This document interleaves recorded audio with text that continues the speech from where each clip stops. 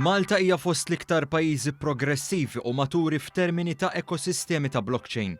Hekk sostniet Lattice 80, ċentru tal-fintech li tnieda fl-2016 f'Singapore, u llum il-ġurnata hija komunità li fija hemm iktar minn 11,000 startup tal-fintech u mal-200,000 professjonist. Wara li s-sena l-oħra iffokat iktar fuq ix-xlokk tal-Asja, għall-edizzjoni tal-2019 Lattice 80 dawret ħarsitha lejn ix-xena globali. Fid-dawl tal-iżviluppi kontinwi li qed isiru f'Malta fil-qasam tal-blockchain, isem pajjiżna ma setax jitħalla barra. Apparti minn hekk, fil-lista tal-iktar mitmexxej fil-komunità tal-blockchain li ħallew impatt, hemm ukoll żewġ persuni fix-xena Maltija.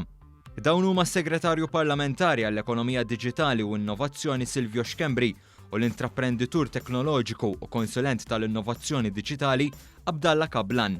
Xkembri ħadem qatih sabiex din it-teknoloġija ġdida ikollha bażi b'saħħitha f'pajjiżna, filwaqt li Kablan huwa iċ-Chairman Eżekuttiv tad-Delta Summit li sara l-ewwel darba f'pajjiżna s-sena l-oħra u li għalih attendew iktar minn 3,000 persuna.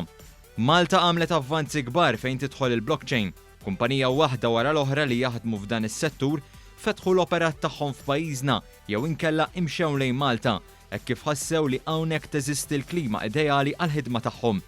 F'Mejju li għadda, is-Segretarju Parlamentari Xkembri ħabbar li beda perjodu ta' sena sabiex ma tmimmit kumpanija tal-blockchain jibdew jinnotifikaw lill-Awtorità Maltija għas-servizzi finanzjarji bl-interess tagħhom li joperaw f'Malta.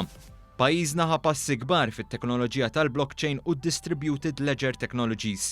Ewlenin fosthom kien hemm l-approvazzjoni tal-Parlament għall-atti li waqfu l-Awtorità għall-Innovazzjoni Diġitali, il-liġi dwar l-arranġamenti u s-servizzi għat-teknoloġija innovattiva u l-att dwar l-assi finanzjarji virtwali.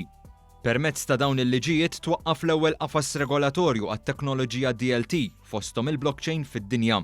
Passi li waslu biex Malta tiġi mlaqma bħala b'di Blockchain Island. Iżda pajjiżna ma waqafx hemm hekk kif qed jimplementa l-blockchain anke fil-ħajja ta' kuljum. Fost dawn hemm l-app BlockCerts li bija iċ-ċertifikati edukattivi kollha jkunu fuq il-pjattaforma tal-blockchain. Barra minn hekk, 19 student ingħataw borża ta' studju sabiex ikunu jistgħu jsegwu korsijiet dwar il-blockchain u distributed ledger technologies fil-livelli ta' masters u dottorat.